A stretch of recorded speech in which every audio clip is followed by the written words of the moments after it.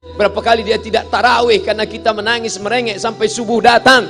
Berapa kali dia tidak iktikaf karena kita. Andai dia masih hidup hari ini, datang.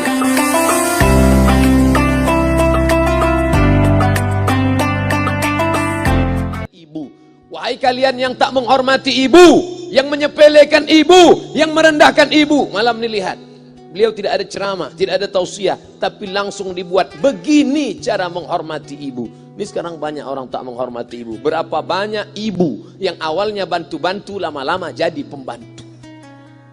Dulu dia tidak tarawih, kenapa? Karena kita menangis merengek di rumah. Sekarang di hari tuanya dia tidak tarawih juga. Kenapa? Dia menjaga cucunya. Berapa banyak itu terjadi. Jangan sampai. Dia tidak pernah menolak cucunya, dia sayang. Tapi kita yang berpikir, berapa kali dia tidak jadi sholat duha karena kita kencing di kaitnya. Berapa kali dia tidak tarawih karena kita menangis merengek sampai subuh datang. Berapa kali dia tidak iktikaf karena kita. Andai dia masih hidup hari ini, datang. Belikan pakaian yang paling dia suka. Belikan perhiasan kalau ada. Andai tidak cium tangannya. Tapi yang sudah meninggal dunia, jangan lupa kau doakan, Rabbil firli wali walidayya warhamhuma kama Rabbayani saghira. Berdoa pun kau tak mau, apalagi yang akan kau bawa menghadap Allah SWT. Meregang nyawa dia melahirkan engkau. 9 bulan 10 hari kau menumpang di perutnya. 2 tahun kau menyusu, melahirkan, menetes darahnya dalam badanmu. Andai kau gendong dia dari Palembang, jangan sebut Palembang lah Pak Ustaz, dari Pekanbaru Riau, kau gendong dia sampai ke Makkah, kembali lagi, belum tentu dapat menebus satu teriakannya saat melahirkanmu. Lalu apa yang bisa kau lakukan? Datang seorang ibu pergi ke tempat servis HP. Nak, tolong anak lihatkan HP saya rusak kayaknya. Dia periksa, ini enggak rusak bu. Terus, memang anak ibu enggak nelpon. Kenapa kau tidak telepon? Datang dia ke rumah anaknya. Nak, ibu enggak ada uang mau buka puasa, bisa minjam 100.000? Apa kata si anak? Sebentar ya ma, aku tanya istriku dulu. Ini Ustaz dapat dari mana? Ada yang kirim WA grup. Jadikan ibumu seperti raja, maka rezekimu akan diberikan Allah seperti rezeki raja-raja. Bukan hadis, dapat dari grup WA. Ini ibu minta terus sholat tarawih, tapi sang anak sudah tidak bisa. Aku mau hentikan saja sholat tarawih ini, karena mau buat tenda ini tidak bisa. Tiangnya bambu, sudah bocor. Kita stop saja sholat tarawih bersama ini. Apa kata si ibu? Buatlah sholat tarawih terus, nanti Allah akan berikan engkau gedung yang besar. Dengan gedung besar itu kau akan tetap sholat tarawih. Mana gedung besar itu? Inilah dia gedung besar. Langsung dikabulkan Allah Subhanahu wa ta'ala. Karena setelah Allah langsung orang tua. Wa qadha rabbuka alla ta'budu illa iyyah. Allah sudah wajibkan engkau menyembah Allah. Setelah Allah, wa bil walidaini ihsana. Kedua orang tua. Jangan kau lawan ibumu. Kayak anak-anakku, jangan kau lawan ibumu. Karena kau lawan ibumu, kau tak pernah mencium kebahagiaan. Walaupun hartamu banyak, kau akan berenang dalam air mata penderitaan sampai kematian datang. Ada pezina hidup di dunia senang, ada pecandu narkoba hidup di dunia senang, tapi orang yang durhaka tetap dapat dosanya dibalas Allah di akhirat. Di dunia coba dapat. Ustaz, kalau di akhirat dapat, di dunia dapat, untuk apa lagi di dunia? Yang di dunia itu DP-nya. Nanti di akhirat akan kau dapatkan cash-nya. Oleh sebab itu jangan main-main dengan ibu. Datang seorang laki-laki, ya Rasulullah, izinkan aku mati syahid. Karena orang yang mati syahid itu tidak akan merasakan sakratul maut illa kal qars, seperti cubitan pada tangan. Izinkan aku mati syahid, karena kalau aku mati syahid tidak akan ada azab kubur. Izinkan aku mati syahid, karena kalau aku mati syahid tidak akan ada hisab, langsung masuk surga. Nabi bertanya, alaka min ummin, ibumu masih hidup? Ibumu ada di rumah? Ya. Ilzam rijlaiha fathammal jannah, urus tapak kakinya, akan kau dapati surga di sana. Tak perlu kau mati syahid, tapak kakinya kau urus, kau dapati surga di sana. Kalau tapak kakinya kau urus dapat surga, apalagi kau urus kepalanya, apalagi kau urus badannya. Pulang dari sini, urus ibumu, mandikan dia, belikan pakaian yang baik, cari makanan kesukaannya. Kalau dia sudah meninggal, maka kau datang ke sana, langsung dapat tisu. Bapak Ibu yang dimuliakan Allah Subhanahu wa taala. Ini Ustadz suaranya menggelegar nih, marah apa? Enggak, saya tak marah. Terus dikasih Haji Alim buka nasi kuning tadi, makanya suara menggelegar. Dimasukkan Pak Kapolda daging sama ayam 3. Masya Allah, ini kari Palembang nih Pak Ustadz. Mantap, menggelegar suara kita di luar. Bapak Ibu yang dimuliakan Allah Subhanahu wa taala, datang seorang laki-laki, kata Nabi sallallahu alaihi wasallam, nanti akan ada laki-laki yang datang kemari minta doanya, doanya kabul. Sahabat heran, kami yang hidup sama Nabi, kami yang perang sama Nabi, kami yang jihad sama Nabi, kenapa mesti minta doa dia? Dia tidak pernah ketemu Nabi. Pokoknya nanti kalau dia datang, minta doa sama dia. Setelah Nabi SAW meninggal, barulah dia datang. Orang itu bernama Uwais Al-Qarni. Kenapa doanya makbul? Dia merawat ibunya. Kalau ibumu kau rawat, doamu dikabulkan Allah Subhanahu wa taala. Apa yang kita lihat malam ini adalah buah bakti kepada seorang ibu. Ya Rasulullah, man ahaqqun nas bi husni sahabati? Siapa yang paling layak mendapatkan baktiku? Ummuka. Siapa lagi? Ummuka. Siapa lagi? Ummuka. Ibumu, ibumu, ibumu. Summa man? Siapa lagi? Abuka. Kami, Ustadz Jenderal Bintang 5, alim ulama, kami hanya dapat 1, sedangkan kalian ibu dapat 3. Ibumu, ibumu, ibumu.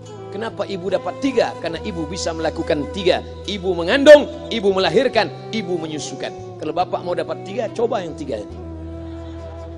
Pulang dari sini, pergi ke tempat jual kelapa muda, beli 1.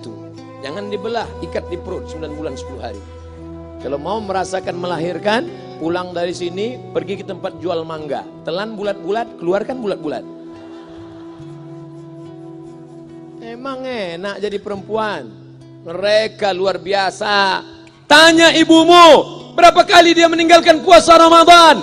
Saat mengandung engkau, 30 hari dia tak puasa. Saat menyusukan tahun pertama, 30 hari dia tak puasa. Saat menyusukan tahun kedua, 30 hari dia tak puasa. Saat dia mau ganti qadha tahun berikutnya, adik mau menyusul. Hari ini dia belum mengqadha puasanya, dia terhutang di hadapan Allah. Lalu apa yang bisa kau lakukan? Malam ini betul-betul disadarkan. Alhamdulillah, ibu saya masih hidup, umurnya 70 tahun. Saya akan pulang dari kajian malam ini. Nampaknya malam ini saya yang ceramah, saya yang tausiah. Tapi saya mengambil pelajaran. Pulang dari sini, saya akan lebih sayang pada emak saya. Saya lebih cinta kepada ibu saya. Saya malu, saya hanya pandai berceramah, berkata, tapi orang sudah mengamalkannya langsung. Haji Alim membelikan gelang ibunya 2 kali sampai 4 kali setahun. Gelang cincin. Sudah dibelikan 2 bulan, hilang. Kemana?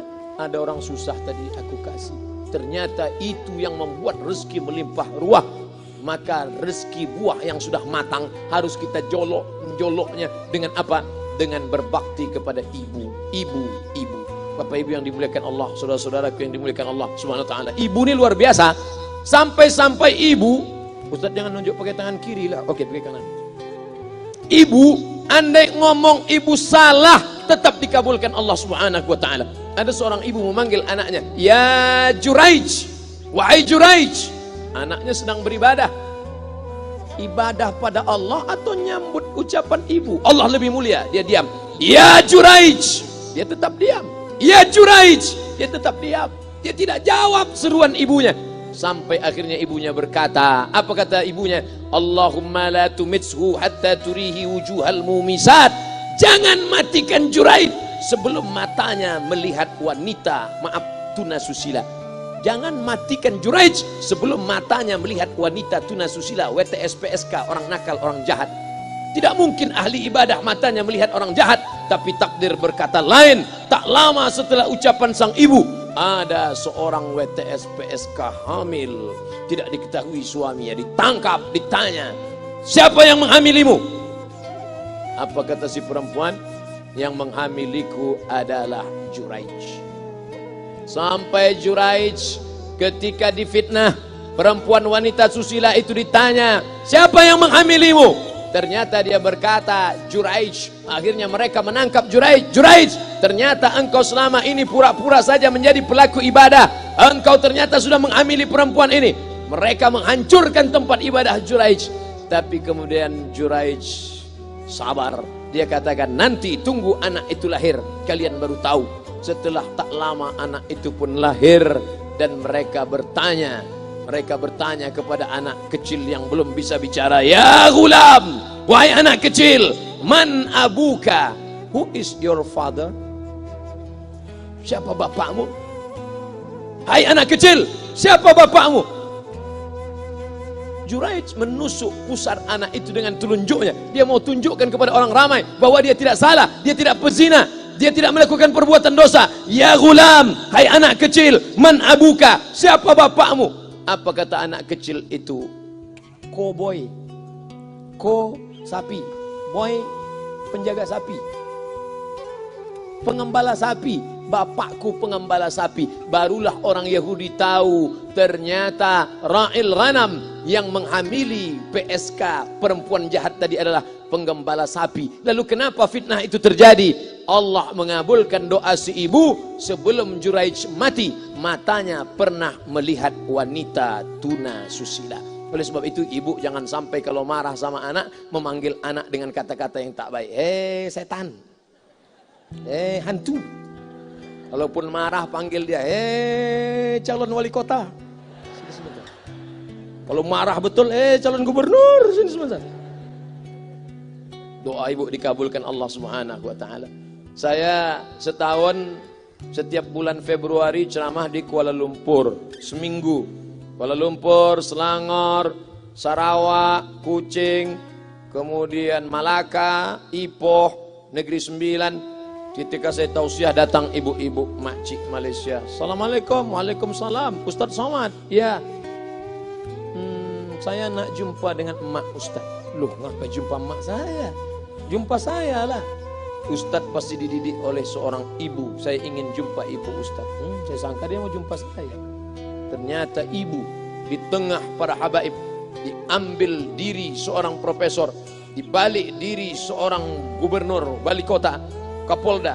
Di dalam diri mereka ini adalah orang-orang luar biasa, tapi dilahirkan oleh perempuan-perempuan yang super luar biasa. Betul? Mereka ini semua dibesarkan perempuan. Makanya ada ungkapan al-jannatu tahta aqdamil ummahat, surga di bawah telapak kaki ibu. Tapi ada yang mengatakan itu dulu Pak Ustaz, sekarang sudah berubah, surga di bawah telapak kaki babysitter. Karena banyak yang menitipkan anaknya kepada penitipan anak. Jangan bu, walaupun kau wanita karir, tidak seberapa itu. Tidak dapat kau tebus kehilangan masa-masa manja mereka dengan pendidikan. Ini banyak ibu-ibu sekarang sudah tidak lagi mengurus anaknya. Padahal 6 tahun pertama, the golden age, usia emas, ibu harus ikat hubungan emosional dengan anak. 2 tahun pertama, susukan.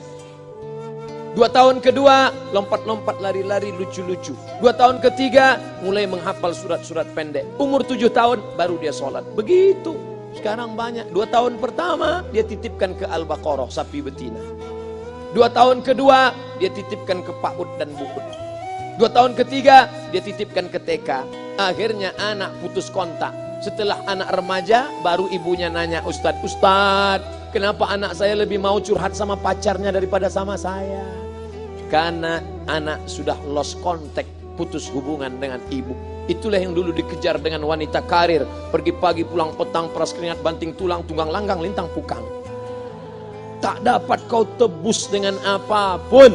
Oleh sebab itu, kalau kau sayang kepada mereka, besarkan mereka. Nanti setelah dia SMP, kau tetap bisa berkarir, tetap bisa apapun. Tapi usia emas ini tetap jaga mereka. Di balik anak-anak yang luar biasa, ada ibu yang luar biasa. Di mana letak ibu luar biasa itu?